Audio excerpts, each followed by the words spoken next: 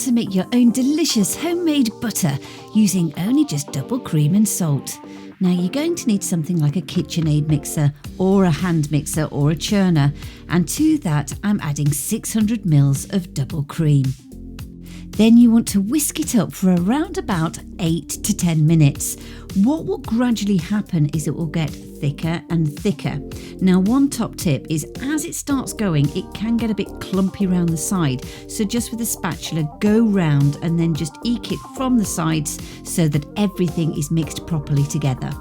As you get mixing, it gets thicker and thicker, and then it starts to get this liquid. The liquid is called buttermilk and it's really useful, but this is the stage you know when to actually stop mixing.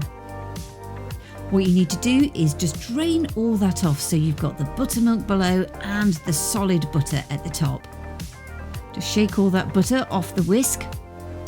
Now this is the buttermilk, don't waste it. It makes the most delicious scones and Irish soda bread. Check out some of my recipes. I then like to weigh the butter before I do anything else. That way then I know how much salt to add. So now we need to get the remaining buttermilk out from the butter, otherwise it starts to go rancid. You can get a muslin like this, or you can squeeze it out using your hands. Now if you like any of the gadgets that I'm using, like the muslin and the butter pats later on, they are in the affiliate links. But as you can see, as I'm just squeezing and twisting there, extra buttermilk is coming out. The next step is to get a bowl of icy cold water. You'll see here I've popped some ice cubes in, it just helps the process.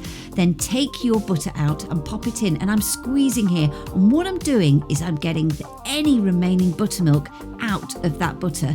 We want this to taste absolutely beautiful and last as long as possible.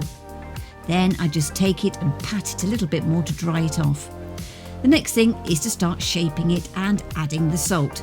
Now I use around about 1 gram of salt per 100 grams of butter, hence why I weighed it. And then I sprinkle a little bit on at a time and fold it in. And I carry on this process, just a little bit of salt as you can see there, and then folding it over.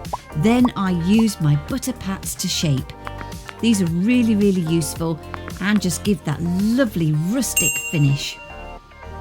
Pop into a butter dish and then, well, you can enjoy it to your heart's delight. Now if you've taken all the buttermilk out, it should last 2 to 3 weeks. If you haven't, it'll last a week.